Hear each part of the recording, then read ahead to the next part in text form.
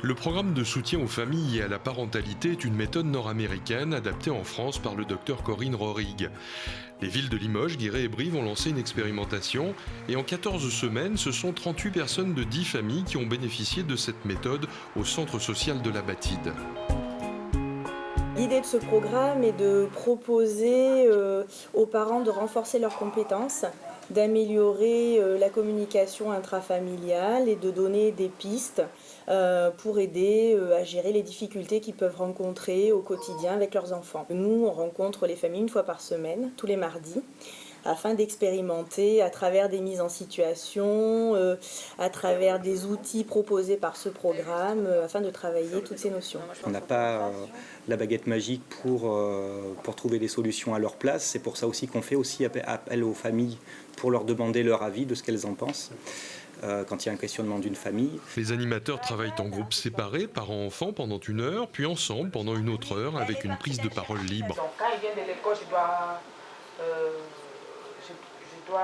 aller vers lui pour lui dire, voilà, enlève tes habits, je vais faire. Donc, tout c'est moi qui faisais. Mais depuis un certain temps, j'ai constaté que quand on vient, au lieu que je lui dise encore, mais va enlever, il le fait tout seul.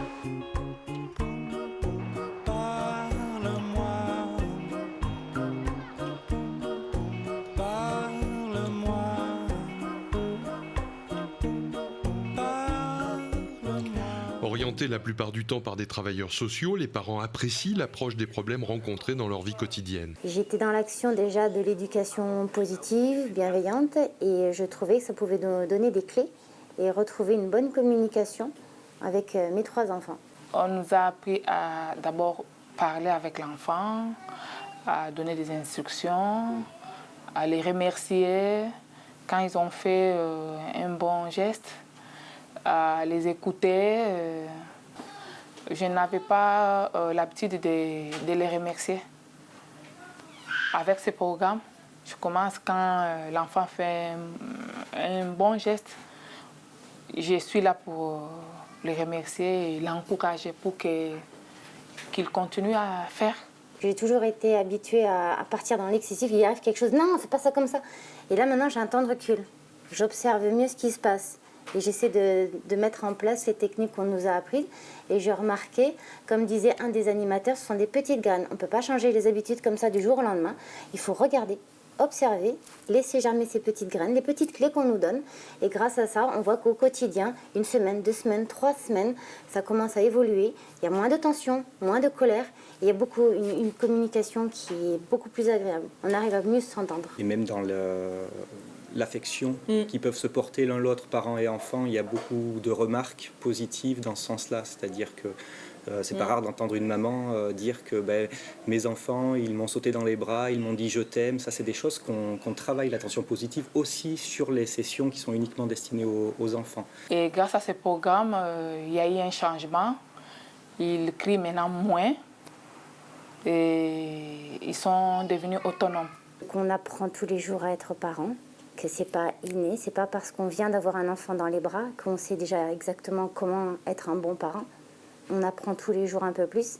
Et si on peut avoir des clés grâce à ce programme, je pense que tout parent devrait essayer de s'améliorer au quotidien. Ils se sentent, apaisés par rapport à la gestion qu'ils peuvent avoir de leurs propres émotions.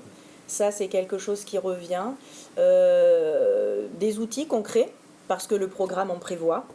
C'est-à-dire qu'on échange beaucoup, on discute, mais il y a quand même des choses concrètes. On propose des choses, il faut se les approprier, il faut les adapter aussi en fonction des situations familiales. L'étude statistique du suivi des sessions montre un taux de réussite autour de 84%.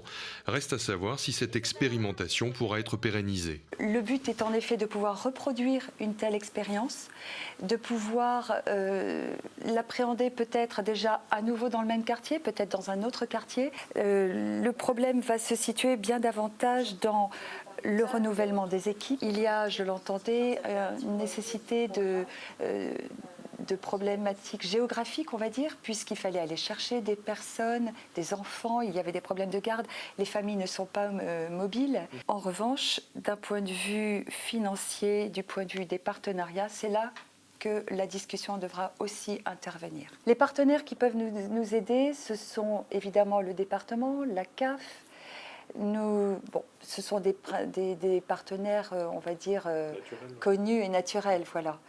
Donc la ville peut s'investir. L'éducation nationale, pourquoi pas, mais à l'initiative de ce programme, vous avez bien compris que l'idée nous était apportée, mais pas les finances. Du coup, je pense que les discussions seront nécessaires et importantes. Ça va me manquer parce que je rencontre des gens, je fais des relations avec d'autres familles. Ça va vraiment me manquer parce qu'on était déjà habitués chaque mardi de venir. Je n'ai pas loupé aucun jour à la réunion, mais malheureusement, ça va prendre fin le mardi prochain. Mais ça va me manquer vraiment.